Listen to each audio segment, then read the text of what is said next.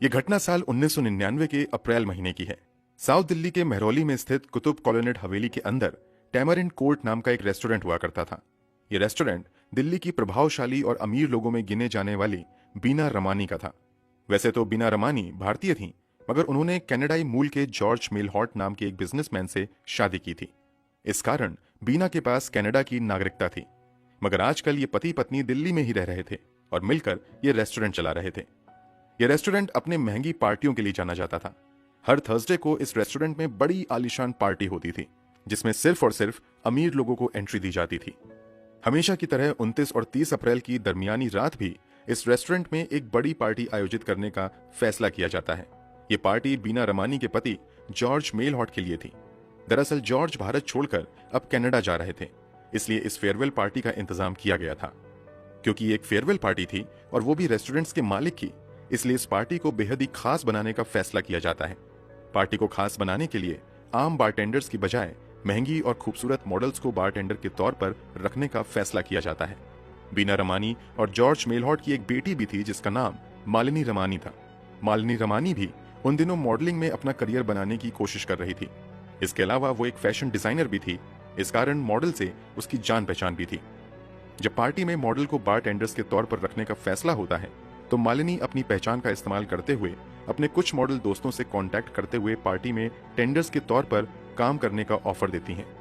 बदले में उन्हें मोटी रकम की पेशकश की जाती है। मालिनी ने जिनसे कांटेक्ट किया था उसमें एक मॉडल का नाम जेसिका लाल था। जेसिका का जन्म 5 जनवरी 1965 को हुआ था। पढ़ाई खत्म करने के बाद भला की खूबसूरत जेसिका लाल पिछले काफी समय से बतौर मॉडल काम कर रही थी। इन्होंने भले ही बहुत ज्यादा कामयाबी नहीं पाई थी, पर फिर भी इनका करियर ठीक ठाक चल रहा था। जब मालिनी जेसिका को पार्टी में बारटेंडिंग का ऑफर देती हैं, तो जेसिका इस ऑफर के लिए हाँ कर देती है। सब कुछ तय होने के बाद फाइनली पार्टी वाली रात यानी 29 अप्रैल 1999 को वो पार्टी में आ जाती हैं। इस पार्टी में दिल्ली के कई नामी गिरामी बिजनेसमैन के अलावा कई नामचीन हस्तियां भाग ले रही थी।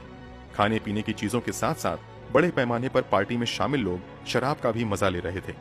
तय प्रोग्राम के तहत पार्टी 11 बजे रात में खत्म हो जानी थी, मगर पार्टी देर रात तक चलती ही रहती है। अभी रात के लगभग 12:30 बज रहे थे, तभी पार्टी में 4 लड़के एक साथ आते हैं। ये लड़के थे सिद्धार्थ वशिष्ठ उर्फ मन्नू शर्मा, विकास यादव, अमरदीप गिल और आलोक खन्ना। सिद्धार्थ वशिष्ठ उर्फ मन्नू शर्मा हरियाणा के बड़े नेताओं में गिने जाने वाले विनोद शर्मा का बेटा था। विनोद शर्मा 1987 से 1985 तक पंजाब में एमएलए थे। वहीं 1992 से 1998 तक ये राज्यसभा एमपी रह चुके थे। इसके अलावा 2005 से 2014 तक ये लगातार हरियाणा में एमएलए भी चुने गए थे। मतलब मनु शर्मा एक बहुत ही बड़े पॉलिटिशियन का बेटा था। मनु शर्मा के साथ मौजूद विकास यादव भी कोई मामूली आदमी नहीं था, बल्कि वो यूपी के बाहुबली नेता में गिने जाने वाले डीपी यादव का बेटा था। डीपी यादव की बात करें तो ये 1989 से 1996 तक यूपी में विधायक थे। फिर 1996 से 1998 तक लोकसभा एमपी थे। 1998 में समाजवादी पार्टी की ओर से उन्हें राज्यसभा सांसद बनाकर भेजा गया। ये 2007 से 2012 तक विधायक भी रह चुके हैं। इन दोनों के अलावा इनके साथ मौजूद आलोक खन्ना तथा Amardeep Gill Coca Cola company का बड़ा अधिकारी था।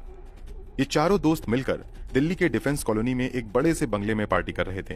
तभी मनु शर्मा को याद आता है कि हर थर्सडे को टैमरिंड कोर्ट रेस्टोरेंट में बड़ी पार्टी आयोजित की जाती है, जिसमें शहर के बड़े बड़े लोग शामिल होते हैं।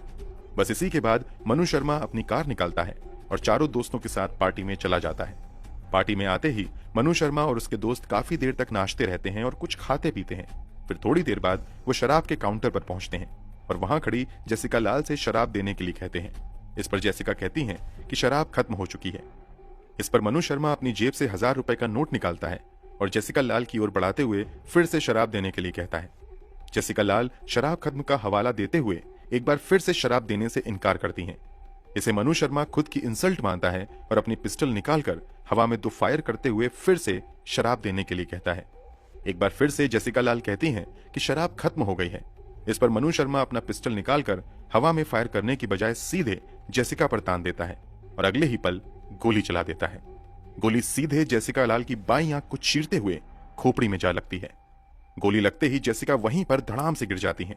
मगर पार्टी में मौजूद लोग उस वक्त तक शराब के नशे में और पार्टी की धुन में इतने ज्यादा खो चुके थे कि उन्हें पता भी नहीं चलता है कि इस पार्टी में किसी की हत्या हो गई है।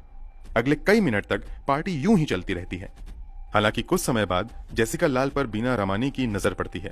बीना रमानी भागते हुए जेसिका के पास जाती हैं। यहाँ बीना की नजर मनु शर्मा पर भी पड़ती है। मनु शर्मा को देखते हुए तुरंत बीना पूछती हैं कि तुम कौन हो और पार्टी में ये पिस्तौल लेकर क्यों आए हो। बीना की इन बातों को सुनकर मनु शर्मा हड़बड़ाहट में कहता है कि गोली मैंने नहीं चलाई है, और फिर वो तेजी से बाहर की तरफ भागने लगता है। रेस्टोरेंट में मौजूद सिक्योरिटी गार्ड मनु शर्मा को रोकने की कोशिश भी करते हैं, मगर सभी को छकाते हुए मनु शर्मा अपनी बाकी के तीनों दोस्तों के साथ वहां से भाग निकलने में कामयाब हो जाता है।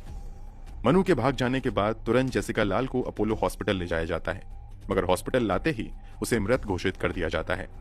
इधर मनु शर्मा पार्टी से भागने के बाद किसी अनजान जगह पर अपनी पिस्तौल मिट्टी के नीचे छिपा देता है और फिर ये भी भागते हुए विकास यादव के गाजियाबाद वाले बंगले में पहुंच जाते हैं और रात भर यहीं ठहरता है। यहीं रुकते हुए ही मनु शर्मा अपने एक और दोस्त मनु झिंगन से कांटेक्ट करता है और उसे उस जगह के बारे में बताता है जहां उसने पिस्तौल छुपाई थी, और फिर वो मनु झिंगन से पिस्तौल को नष्ट करने के लिए कह देता है। इसके बाद ये सभी दोस्त अंडरग्राउंड हो जाते हैं। अब तक ये मामला पुलिस तक भी पहुंच गया था। पुलिस मामला दर्ज करने के बाद जांच पड़ताल शुरू कर देती है। घटना के समय उस रेस्टोरेंट में लगभग 100 लोग मौजूद थे। उनमें से ज्यादातर लोग पुलिस को बताते हैं कि ये गोली मनु शर्मा ने चलाई थी। कुछ लोगों ने लिखित में गवाही दी कि मनु शर्मा ने ये गोली चलाई है। कुल मिलाकर पुलिस के पास गवाहों की लंबी फौज होने के साथ साथ मनु शर्मा के गुनाह के पुख्ता सबूत भी थे। इसलिए पुलिस दिन रात मनु शर्मा और उसके 3 दोस्तों की तलाश में लगी हुई थी, मगर मनु शर्मा का कहीं भी अता पता नहीं चल रहा था। हालांकि काफी खोजबीन के बाद 2 मई 1999 को दिल्ली पुलिस मनु शर्मा की वो टाटा सफारी कार बरामद करने में कामयाब हो जाती है, जिस कार से ये लोग पार्टी में आए थे और फिर वहां से भागे थे। अब तलाश थी असल गुनहगारों की। मनु शर्मा अब तक फरार था, मगर 4 मई 1999 को पुलिस मनु शर्मा के 2 करीबी दोस्तों अमरदीप सिंह गिल तथा अशोक खन्ना को गिरफ्तार कर लेती है। ये भी पार्टी में शामिल थे। दोस्तों को गिरफ्तार करने के बाद उनसे पूछताछ के आधार पर पुलिस ताबड़तोड़ छापेमारी करके मनु शर्मा को गिरफ्तार करने की कोशिश में लगी रहती है, मगर मनु शर्मा हाथ नहीं आता है। हालांकि पुलिस के दबाव के बाद फाइनली 6 मई 1999 को मनु शर्मा चंडीगढ़ में सरेंडर कर देता है। इसके अलावा बंदूक को नष्ट करने वाले मनु झिंगन को भी पुलिस गिरफ्तार कर लेती है। 4 आरोपियों को गिरफ्तार करने के बाद 8 मई 1999 को दिल्ली पुलिस इस पार्टी को आयोजित करने वाली और रेस्टोरेंट की मालकिन बीना रमानी को उनके पति जॉर्ज तथा बेटी मालिनी के साथ गिरफ्तार कर लेती है। इन लोगों पर आरोप लगा था कि इन्होंने बिना लाइसेंस के पार्टी में शराब उपलब्ध करवाई। पुलिस की जांच में यह भी खुलासा होता है कि ऑन पेपर यह दर्शाया गया था कि यह जॉर्ज की फेयरवेल पार्टी थी, जिसमें महज कुछ चुनिंदा लोग ही शामिल हुए थे, मगर जांच में सामने आता है कि यह पार्टी ऐसी थी जिसमें दिल्ली के हाई क्लास सोसाइटी से संबंध रखने वाला कोई भी व्यक्ति आ सकता था। बीना रमानी पर यह भी आरोप लगाया जाता है कि बीना रमानी ने घटना के कुछ ही समय बाद जेसिका के खून के धब्बों को वहां से साफ करवा दिया। इस तरह पुलिस बीना रमानी पर सबूत मिटाने के भी आरोप लगाती है। अभी दिल्ली पुलिस इस केस की जांच ही कर रही थी कि इस जांच की आंच उल्टा दिल्ली पुलिस पर ही पड़ जाती है। दरअसल जांच में यह पता चलता है कि इस घटना वाली रात यानी 30 अप्रैल की रात पार्टी में दिल्ली पुलिस के जॉइंट कमिश्नर वाई.एस. डडवाल भी उस पार्टी में थे।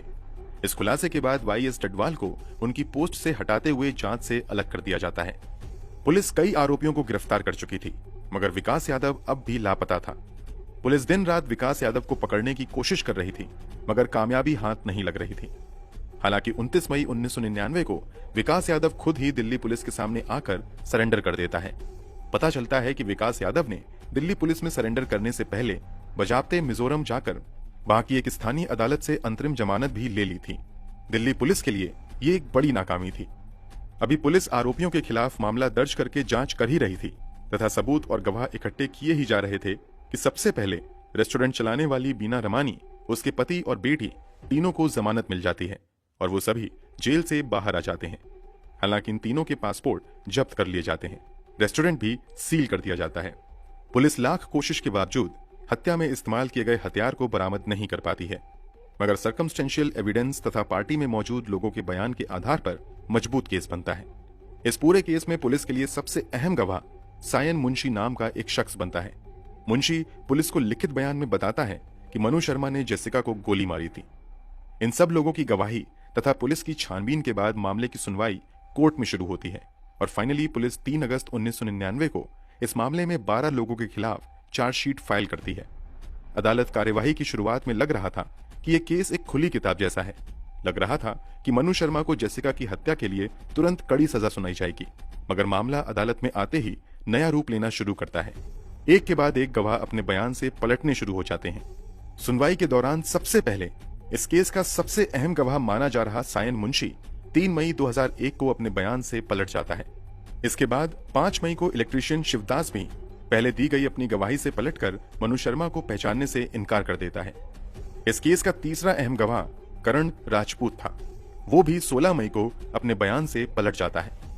पहले बीना रमानी ने पुलिस के सामने गवाही दी थी कि उसने मनु शर्मा को गोली चलाकर भागते हुए देखा था, मगर कोर्ट में आकर बीना रमानी भी अपने बयान से पलट जाती हैं और कहती हैं कि मैं पक्के तौर पर नहीं कह सकती कि गोली चलाकर भागने वाला शख्स मनु शर्मा ही था। रोज रोज गवाहों के बदलते बयान की वजह से दिन प्रतिदिन केस काफी कमजोर होता चला जाता है। यहाँ तक कि जिस सायन मुंशी ने पुलिस को लिखित में अपनी गवाही दी थी, वो भी कोर्ट में गवाही देते समय अपने बयान से मुकर जाता है और कहता है कि मुझको हिंदी तो आती ही नहीं है। ये बयान पुलिस ने मुझे लिख कर दिया था, उस पर मैंने बस साइन किया था। कोर्ट में सायन मुंशी एक नई कहानी सुनाते हुए बताता है कि उसने जब मनु शर्मा को गोली चलाते हुए देखा तब मनु शर्मा छत की तरफ फायर कर रहा था, जबकि जेसिका की मौत किसी और की गोली से हुई थी। गवाहों के पलटने के अलावा पुलिस द्वारा जमा किए गए सबूत भी अदालत में झूठे साबित होने शुरू हो गए।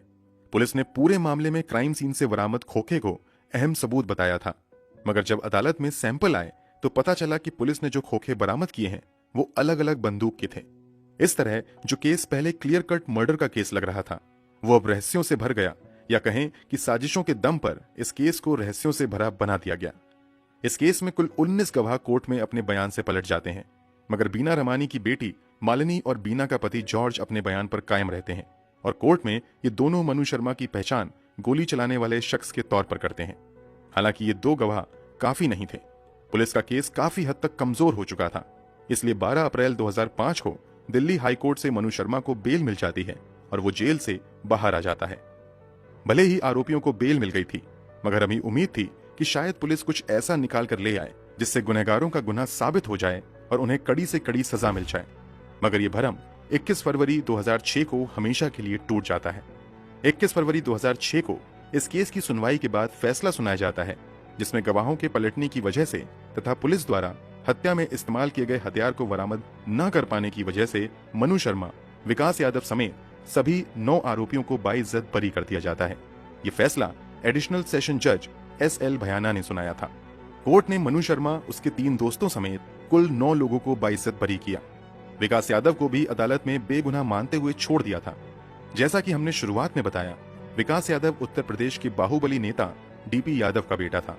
वैसे आपकी जानकारी के लिए बता दें कि इसी विकास यादव ने जेसिका लाल मर्डर केस में बेल पर बाहर आकर हिला देने वाले नीतीश कटारिया मर्डर केस को भी अंजाम दिया था। अगर आप नीतीश कटारिया मर्डर केस के बारे में विस्तार से जानना चाहते हैं तो कमेंट बॉक्स में हमें जरूर बताएं। हम नीतीश कटारिया मर्डर केस के बारे में आपको विस्तार से बताएंगे। फिलहाल जेसिका लाल मर्डर केस पर वापस आते हैं। कोर्ट द्वारा श्याम सुंदर शर्मा को भी बरी कर दिया गया था। श्याम सुंदर शर्मा भारत के पूर्व राष्ट्रपति शंकर दयाल शर्मा के साले थे। आपको शायद यकीन ना हो, मगर जेसिका लाल मर्डर केस में क्रिकेटर युवराज सिंह के पिता योगराज सिंह भी आरोपी बनाए गए थे, मगर कोर्ट ने बाकी के 9 आरोपियों के साथ योगराज सिंह को भी बेगुनाह मानते हुए बरी कर दिया था। इन सब के अलावा बरी होने वाली लोगों में चार्टर्ड अकाउंटेंट हरविंदर चोपड़ा, मोहाली का रहने वाला विकास गिल, दिल्ली का एक मशहूर बिजनेसमैन राजा चोपड़ा और अमित झिंगन थे। अमित पर क्राइम सीन से खून के निशान मिटाने के आरोप लगे थे। जब जेसिका लाल मर्डर केस के मुख्य आरोपी समेत सभी आरोपी बाइज्जत बरी कर दिए जाते हैं तो देश भर में विरोध प्रदर्शन शुरू हो जाता है। लोग दिल्ली पुलिस के विरोध में आ जाते हैं। देश भर में हो रहे जबरदस्त विरोध प्रदर्शन की वजह से 24 फरवरी 2006 को अब दिल्ली हाई कोर्ट इस केस की स्वतः संज्ञान लेते हुए दिल्ली पुलिस को फिर से जांच करने का निर्देश देती है। अब तक दिल्ली पुलिस के कई पुराने आला अधिकारी बदल चुके थे जिन्होंने पहले इस केस की जांच की थी, इसलिए जब नए अधिकारी इस केस की जांच करते हैं तो खुलासा होता है कि इस जांच में दिल्ली पुलिस की पुरानी टीम की ओर से बहुत ज्यादा लापरवाही बरती गई थी। इसका सबूत ये भी था कि कोर्ट ने आरोपियों को सबूतों तथा गवाहों के अभाव में बरी करते हुए ये भी टिप्पणी की थी कि ऐसा लगता है कि दिल्ली पुलिस ने आरोपियों को बचाने के लिए ही अपनी ताकत का इस्तेमाल किया है। दिल्ली पुलिस की इंटरनल इंक्वायरी में खुलासा होता है कि इस केस के मुख्य जांच अधिकारी सुरेंद्र शर्मा ने बड़े स्तर पर गड़बड़ी की थी। इतना ही नहीं, कोर्ट में जो 2 अलग अलग बंदूक के खोखे दिखाए गए थे वो भी जानबूझकर CFSL टीम के अधिकारी रूप सिंह द्वारा बदले गए थे। इसी जांच के बाद फाइनली 13 मार्च को दिल्ली पुलिस हाईकोर्ट में निचली अदालत द्वारा दिए गए फैसले को चुनौती देती है और एक बार फिर से इस केस की सुनवाई दिल्ली हाईकोर्ट में शुरू होती है। अभी केस की सुनवाई चल ही रही थी कि 27 सितंबर 2006 को खोजी पत्रकारिता के लिए मशहूर तहलका द्वारा एक स्टिंग ऑपरेशन जारी किया जाता है। इससे खुलासा होता है कि जिस सायन मुंशी ने अदालत में गवाही दी थी कि उसे हिंदी नहीं आती, वो झूठ बोल रहा था। इतना ही नहीं, स्टिंग ऑपरेशन से यह भी साफ होता है कि कई गवाहों ने जानबूझकर अपना बयान कोर्ट में बदला था क्योंकि उन्हें बुरी तरीके से धमकाया गया था या काफी पैसा दिया गया था।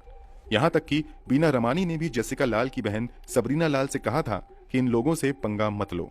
इन सब खुलासे के बाद 3 अक्टूबर 2006 को हाईकोर्ट इस केस की डे टू डे हियरिंग का आदेश देती है और लगातार 25 दिनों तक इस केस की सुनवाई चलती है। फाइनली 25 दिनों की सुनवाई के बाद 29 नवंबर 2006 को हाईकोर्ट अपना फैसला सुरक्षित रख लेता है। फिर 18 दिसंबर 2006 को फैसला सुनाते हुए निचली अदालत के फैसले को बदल दिया जाता है तथा सर्कमस्टेंशियल एविडेंस तथा गवाहों के बयान को ध्यान में रखते हुए इस केस के मुख्य आरोपी मनु शर्मा को उम्र कैद की सजा सुनाई जाती है, जबकि इसके साथ ही विकास यादव को 4 साल की सजा होती है। अमरदीप और आलोक खन्ना को भी दोषी पाया जाता है, इनको भी 4 साल की सजा होती है। बाकी लोग बरी कर दिए जाते हैं। इतना ही नहीं, अपने बयान से पलटने वाले श्यान मुंशी तथा कोर्ट में गलत खोका पेश करने वाले अधिकारी रूप सिंह के अलावा कोर्ट में गलत बयान देने तथा दबाव में आकर झूठी गवाही देने के लिए कुल 19 लोगों पर मामला दर्ज करते हुए मुकदमा शुरू किया जाता है। हाईकोर्ट के इस फैसले के बाद सजा पाए सभी अपराधी सुप्रीम कोर्ट में भी अपील करते हैं, मगर सुप्रीम कोर्ट भी हाईकोर्ट के फैसले पर मुहर लगाते हुए इन लोगों को मिली सजा बरकरार रखती है। आरोपियों को भले ही सजा हो गई हो, मगर इन सब में जेसिका लाल के परिवार को सब कुछ खोना पड़ा। एक तो जेसिका लाल अपनी जिंदगी से हाथ धो बैठी, वहीं जब कोर्ट ने 2006 में आरोपियों को बरी किया तो इस खबर से जेसिका के पिता को ब्रेन स्ट्रोक हुआ और वो गंभीर रूप से बीमार हो गए और कुछ समय बाद उनकी भी मौत हो गई। उनसे पहले इस सदमे की वजह से जेसिका की मां की भी मौत हो गई। कोर्ट द्वारा आजीवन कारावास की सजा के बाद मनु शर्मा लगभग 17 साल तक जेल में रहा, मगर साल 2020 में अच्छे बर्ताव के चलते दिल्ली के उप राज्यपाल द्वारा उसकी सजा को माफ कर दिया गया और वो जेल से बाहर आ गया। अभी मनु शर्मा की उम्र 47 साल बताई जाती है। जेसिका लाल की बहन सबरीना लाल ने भी 2020 में मनु शर्मा को मिलने वाली आजादी का विरोध नहीं किया, बल्कि उन्होंने यहां तक कहा कि अगर इस हत्या के तुरंत बाद मनु शर्मा ने माफी मांगी होती तो शायद मेरी मां उसे तभी माफ कर देती। एक तरफ 2020 में इस केस के मुख्य आरोपी मनु शर्मा को जेल से आजादी मिल गई, वहीं साल 2021 में जेसिका लाल के परिवार की आखिरी सदस्य भी इस दुनिया से रुखसत हो गई। दरअसल जेसिका की बहन सबरीना लाल की भी लीवर की बीमारी की वजह से 2021 में मौत हो गई। मतलब जेसिका लाल के परिवार में अब कोई नहीं बचा। दूसरी ओर इस केस के ज्यादातर आरोपी आज भी अपनी जिंदगी बड़े आराम से पूरे शानो शौकत से गुजार रहे हैं। मनु शर्मा के भाई कार्तिकेय शर्मा फिलहाल राज्यसभा एमपी भी हैं। 2022 में ही इन्होंने कांग्रेस के अजय माकन को हराते हुए राज्यसभा का चुनाव जीता था। Kartikeya Sharma ITV media network के मालिक हैं, जिसके अंतर्गत देश भर में दर्जनों न्यूज चैनल, न्यूज़पेपर इत्यादि चल रहे हैं। दोस्तों, इस पूरे केस पर आपकी क्या राय है? कमेंट बॉक्स में जरूर बताएं। अगर आपको हमारी मेहनत पसंद आई हो तो इस वीडियो को लाइक करते हुए शेयर भी करें। मिलते हैं क्राइम की दुनिया से जुड़ी ऐसी ही एक और सच्ची कहानी के साथ अगली वीडियो में। धन्यवाद।